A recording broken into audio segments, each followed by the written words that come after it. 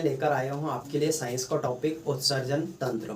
ठीक है, तंत्र तो बहुत सारे हैं हमारी बॉडी में, 4 से 5 प्रकार के महत्वपूर्ण तंत्र काम करते हैं। जैसे पाचन तंत्र है, ठीक है, श्वसन तंत्र है, परिसंचरण तंत्र है। तो इसमें से जो है 5 से 6 प्रकार के तंत्रों में मैं आपके लिए एक तंत्र लेकर आया हूँ जिसका नाम है क्या, उत्सर्जन तंत्र।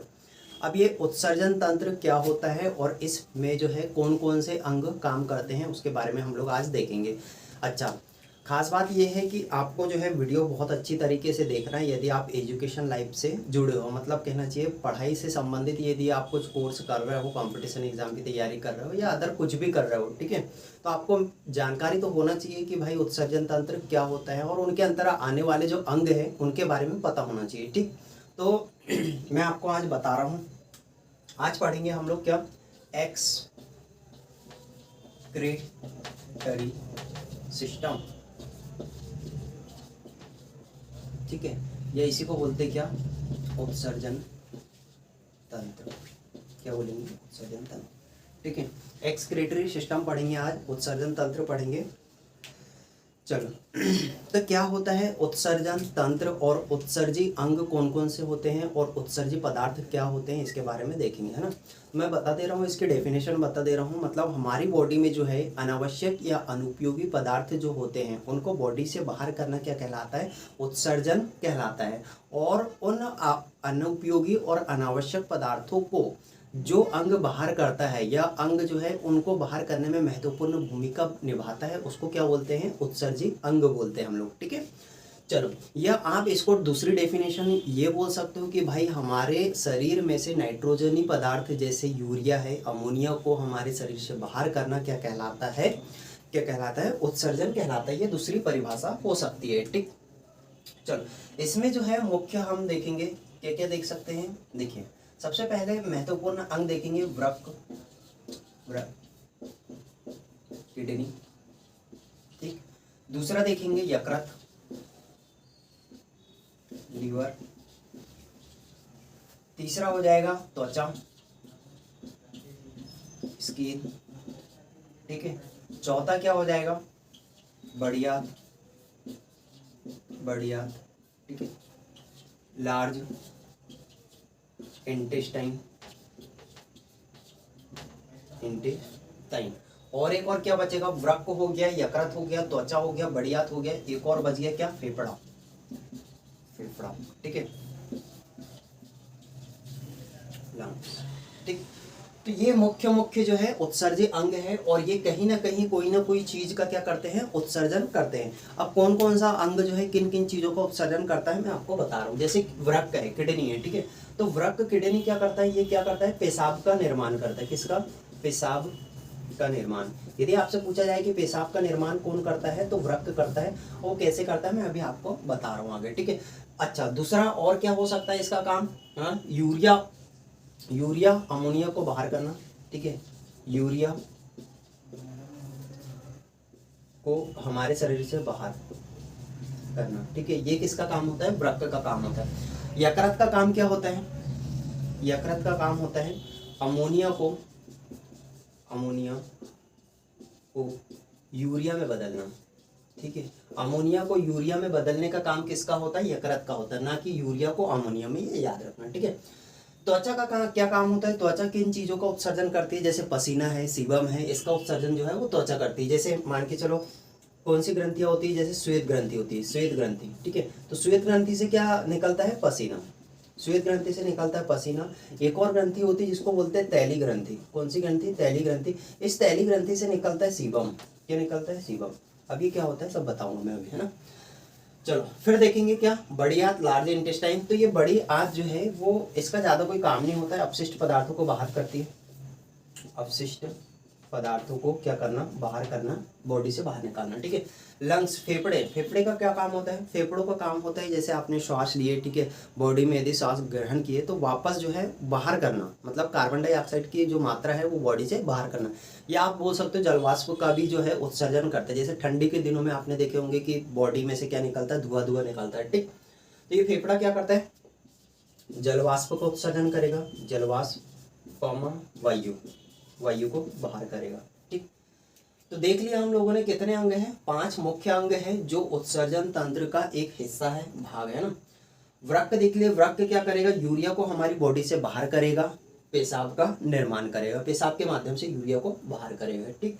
यकृत क्या करेगा, यकृत जो है अमोनिया, ठीक है, अमोनिया को किस में बदलेगा, यूरिया को बदलेगा, और यकृत जो है यूरिया को किसको दे देगा, किडनी को दे देगा, और किडनी जो है मूत्र के माध्यम से हमारे बॉडी से बाहर कर देगा। त्वचा की बात करते हैं, त्वचा जो है हमारी स्किन जो है, हमारी स्किन में 2 प्रकार की ग्रंथि होती है, एक श्वेत ग्रंथि होती है, एक तैली ग्रंथि होती है, ठीक है। तो श्वेत ग्रंथि से क्या निकलेगा, पसीना निकलेगा, और तैली ग्रंथि से क्या निकलेगा, सीबम निकलेगा। अब आप पूछोगे कि सर जो सीबम होता है वो क्या होता है। सीबम जो होता है, जैसे आपने देखे होंगे कि अभी मेरा जो चेहरा दिख रहा है, फेस जो दिख रहा है, ऑयली ऑयली दिख रहा है, ठीक है। तो ऑयली ऑयली दिख रहा है तो वही है क्या, आपका सीबम, ठीक है। क्या है, सीबम है, मतलब वहां पर जो है तैली ग्रंथि है, तैली ग्रंथि से क्या निकलेगा, सीबम, ठीक। जैसे आप सवेरे सवेरे उठते हो तो आपका जो इस मतलब फेस है वो क्या हो जाता है, तेली, मतलब तेल तेल हो जाता है, ऑयली ऑयली हो जाता है, तो वही है क्या, सीबम, है ना। तो 2 प्रकार की ग्रंथि होती है त्वचा में, एक श्वेत ग्रंथि और एक तैली ग्रंथि, है ना। फिर बात करते हैं हम लोग क्या, बड़ी आंत। तो बड़ी आंत जो होती है लार्ज इंटेस्टाइन की यदि बात करें तो ये क्या करती है, हमारे बॉडी से जो अपशिष्ट पदार्थ होता है, भोजन मतलब अपशिष्ट हो जाता है, जिससे पोषक तत्व पूरे घिस लिए जाते हैं बॉडी में, ठीक है। तो उन अपशिष्ट पदार्थों को क्या करती है, हमारी बॉडी से बाहर करती है। वही बात करते हैं हम लोग फेफड़े की, लंग्स की। तो लंग्स क्या करता है, जलवाष्प को बाहर करता है और वायु को बाहर करता है, ठीक है। चलो, तो अब जो है सबसे पहले हम देखेंगे वृक्क के बारे में, किडनी के, वृक्क, ठीक है। इसी को क्या बोलते हैं हम लोग, गुर्दा बोलते हैं। क्या बोलते हैं, गुर्दा। वृक्क कॉमा गुर्दा कॉमा किडनी, बात एक ही है, ठीक। तो ये देखिए, वृक्क जो है वो हिंदी नाम है, गुर्दा जो है वो उर्दू नाम है, और किडनी जो है वो क्या है, इंग्लिश नेम है। तीनों का जो है आशय एक ही है, वृक्क एक ही है, गुर्दा एक ही है, और किडनी एक ही है, मतलब तीनों को एक ही बोलते हैं। जैसे हम जो है यकृत के भी 3 नाम है ना, जैसे है लीवर, यकृत और जिगर, उसी प्रकार जो है इसके भी 3 नाम है, वृक्क, गुर्दा, किडनी, है ना। चलो, इसके बारे में जो है हम लोग समझते हैं। सबसे पहले मैं आपको डायग्राम के थ्रू बता दे रहा हूँ, है ना, डायग्राम बना के बता दे रहा हूँ, 2 से 3 डायग्राम इसके बनेंगे, उसके बाद जो है पूरा फैक्ट बता दूंगा एक तरफ से, है ना, मतलब सारे फैक्ट बता दूंगा। एग्जाम में जितने फैक्ट पूछे जाएंगे इससे बाहर कुछ भी नहीं आएगा ना। चलो,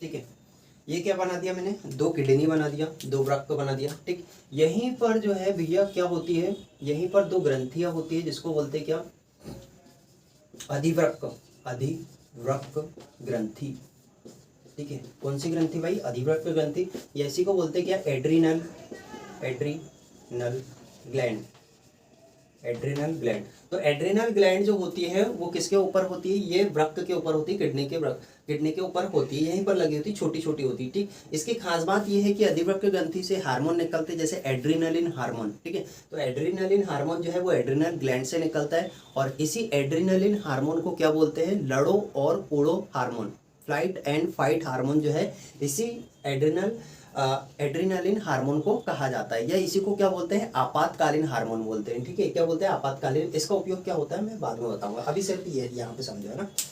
चलो, फिर आगे देखते हैं। यहाँ से नलियाँ जुड़ी रहेगी इस टाइप में, ठीक। ये आ गया,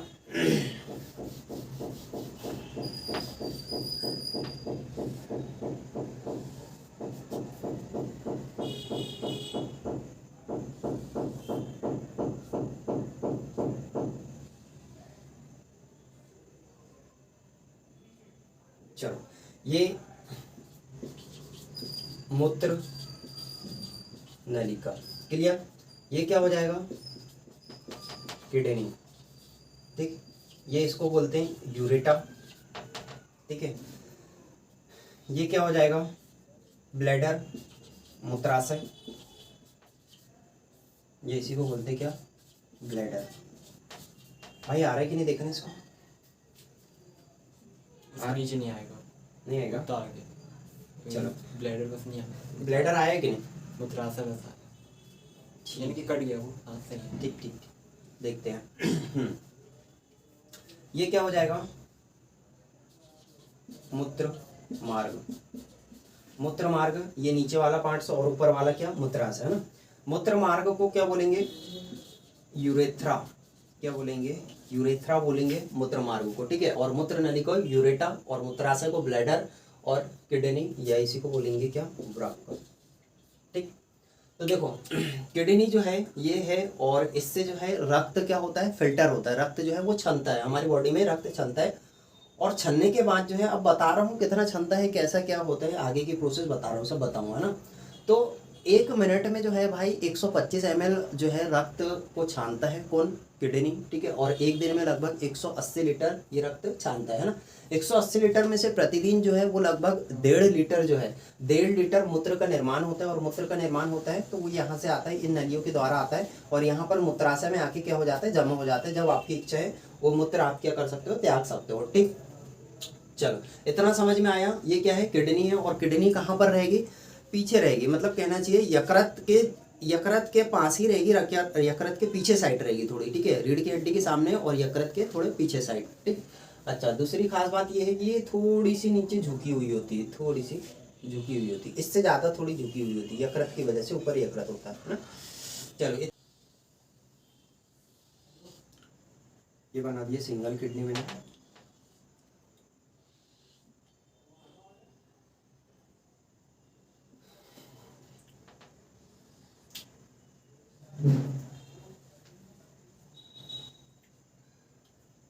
चलो, ये जो किडनी होती है भाई, ये 2 भाग से मिलकर बनती है, ठीक है। 2 भाग मतलब एक आंतरिक भाग होता है और एक बाहरी भाग होता है।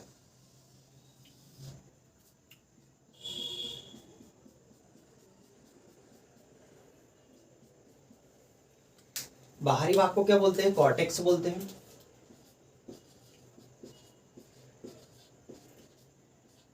कॉर्टेक्स। और आंतरिक भाग को क्या बोलते हैं? मेडुला बोलते हैं। मेड्यूला नहीं, ठीक है। मेड्यूला तो मस्तिष्क का भाग होता है, ठीक है। मेडुला, ठीक। तो किडनी जो है इसके 2 भाग होते हैं, बाहरी भाग को कॉर्टेक्स बोलते हैं और आंतरिक भाग को क्या बोलते हैं? मेडुला बोलते हैं, है ना। अच्छा, ये जो भाग होता है इसको बोलते हैं हाइलम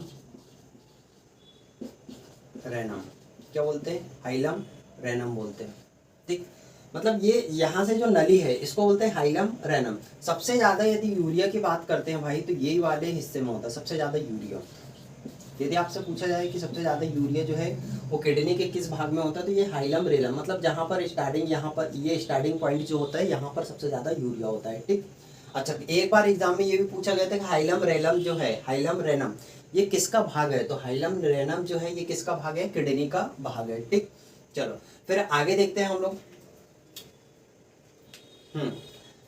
ये जो है एक किडनी जो होती है, एक किडनी वृक्क, वृक्क की कार्यात्मक इकाई, कार्यात्मक इकाई, फंक्शनल यूनिट, कार्यात्मक इकाई। वृक्क की कार्यात्मक इकाई क्या होती है भाई? नेफ्रॉन होती है। क्या होती है? नेफ्रॉन होती है ना। वृक्क की कार्यात्मक इकाई नेफ्रॉन होती है। और एक वृक्क में या प्रत्येक वृक्क में इस नेफ्रॉन की जो संख्या होती है वो कितनी होती है? लगभग 8 लाख होती है। कितनी होती है? 8 लाख। यदि आपसे पूछे कि एक किडनी में नेफ्रॉन की संख्या कितनी होती है? 8 लाख होती है। चलो अब अपन नेफ्रॉन के बारे में देखते हैं। नेफ्रॉन का डायग्राम बना देता हूं। ये बना दिया मैंने। क्या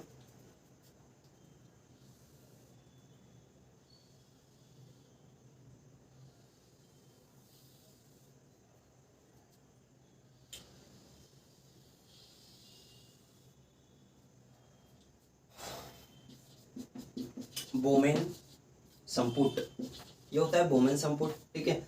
इसी को बोलते हैं पूरे को नेफ्रॉन, ठीक।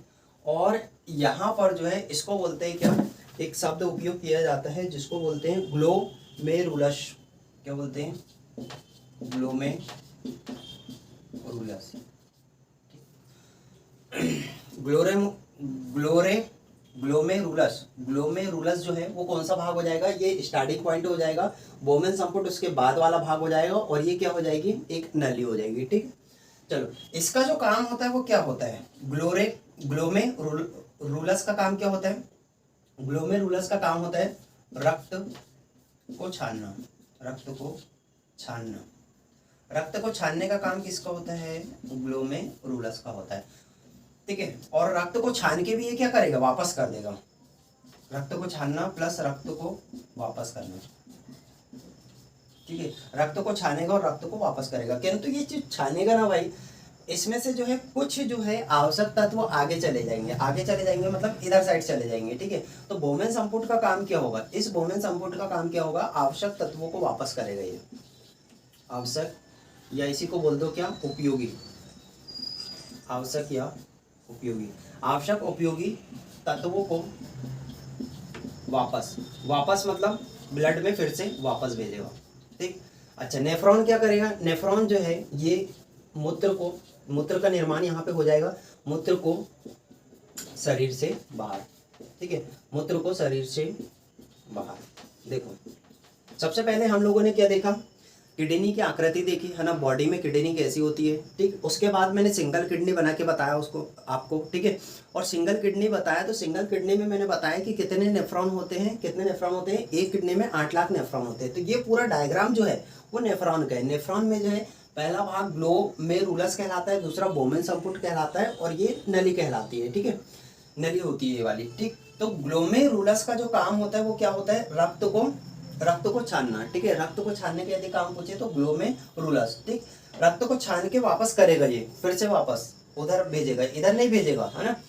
इसमें से यदि कुछ जल इधर आ रहा है, कुछ जल इधर आ रहा है, तो ये समझो कि वो पेशाब बन जाएगा। ठीक है, अच्छा फिर आएगा किसके पास, कुछ पानी जो है इसके पास आएगा, किसके पास, बोमेन संपुट के पास। तो बोमेन संपुट के पास आएगा, मगर उसमें कुछ आवश्यक तत्व भी आ जाएंगे इधर। ठीक है, आवश्यक तत्व भी आ जाएंगे, तो आवश्यक तत्वों को क्या करेगा, ये वापस करेगा। ठीक है, आवश्यक उपयोग तत्वों को क्या करेगा, आवश्यक या उपयोगी तत्वों को क्या कर देगा, ये वापस कर देगा।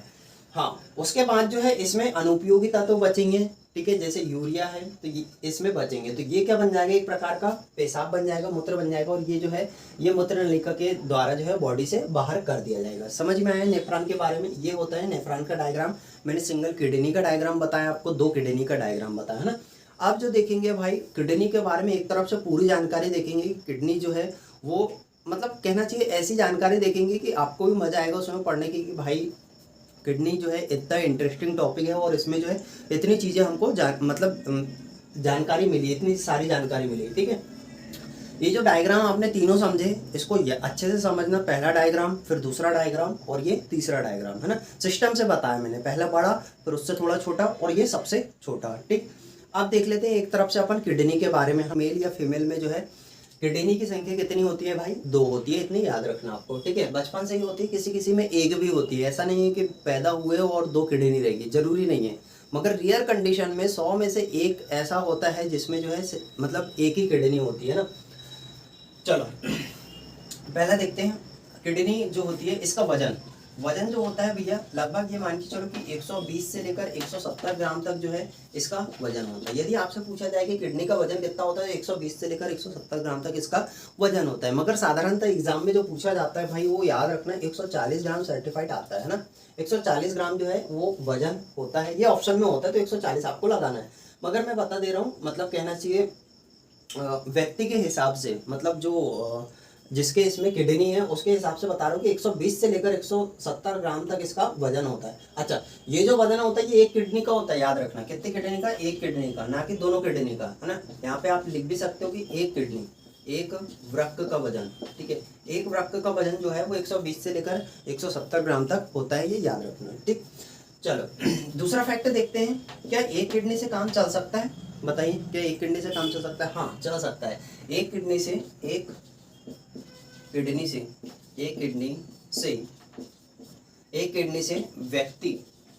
व्यक्ति क्या रह सकता है, जिंदा रह सकता है,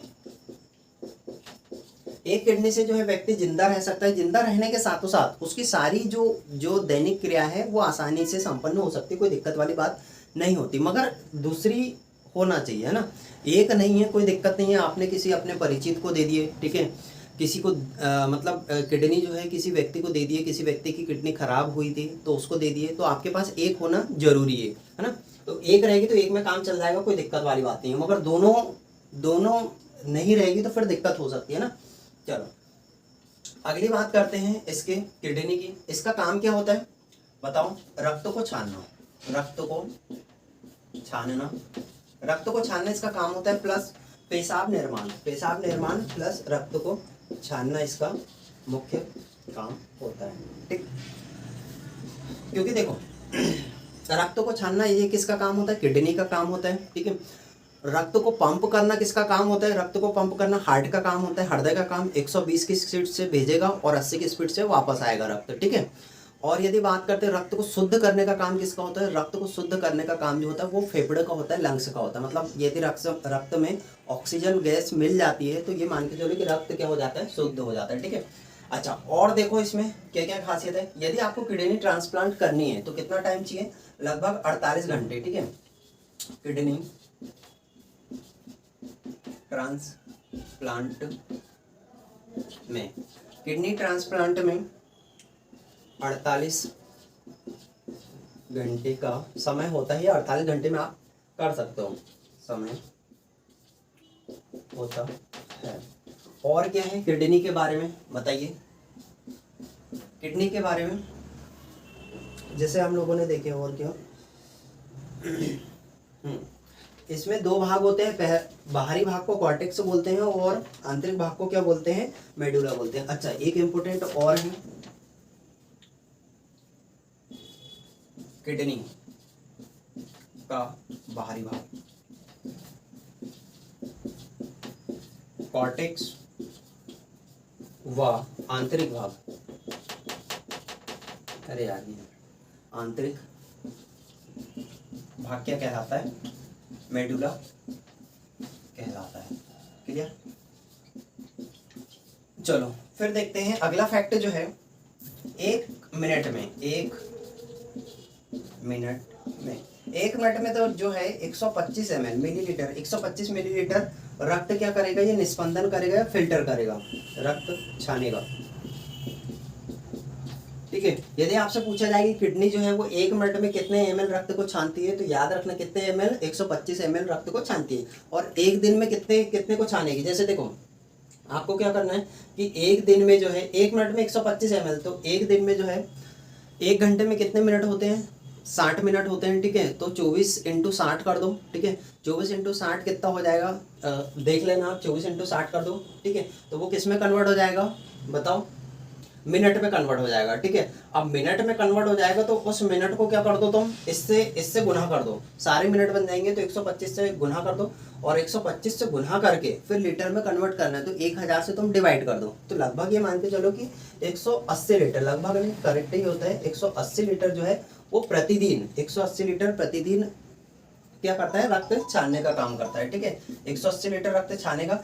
इसमें से जो है 180 में से लगभग 1.5 मतलब 1.5 लीटर 1.5 लीटर पेशाब का निर्माण होता है, या मूत्र का निर्माण होता है। पेशाब का निर्माण, मूत्र का पीला रंग, ठीक है। यदि आपसे पूछा जाए कि मूत्र का पीला रंग किसके कारण होता है, तो मूत्र का पीला रंग जो होता है भाई यूरोक्रोम के कारण होता है। किसके कारण होता है भाई?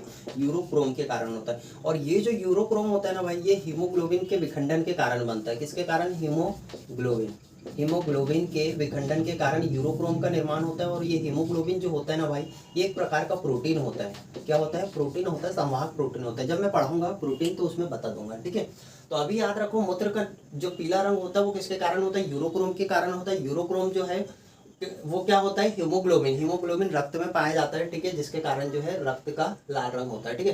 तो हीमोग्लोबिन के विखंडन के कारण जो है यूरोक्रोम बनता है, और हीमोग्लोबिन क्या है? एक प्रकार का प्रोटीन है, वो भी संवाहक प्रोटीन, ठीक।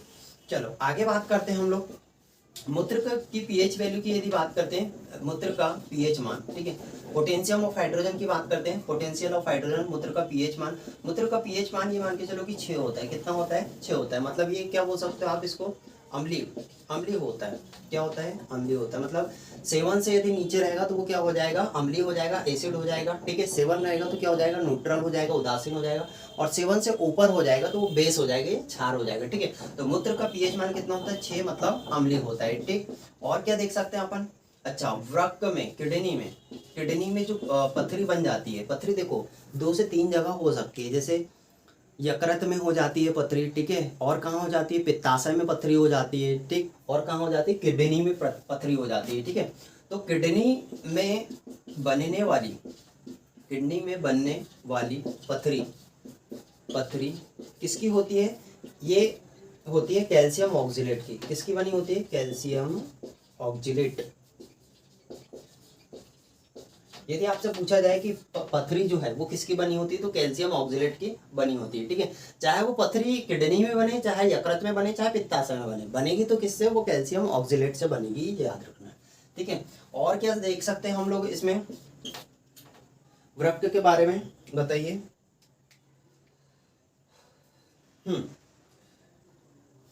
अच्छा, इसको जो है रुधिर की आपूर्ति, ठीक है। रुधिर की आपूर्ति मतलब रुधिर जो है इसको भी लगता है, मतलब वृक्क को रुधिर की आपूर्ति की यदि बात करते हैं, रुधिर की आपूर्ति किसको? वृक्क को। रुधिर की आपूर्ति अन्य अंगों की तुलना में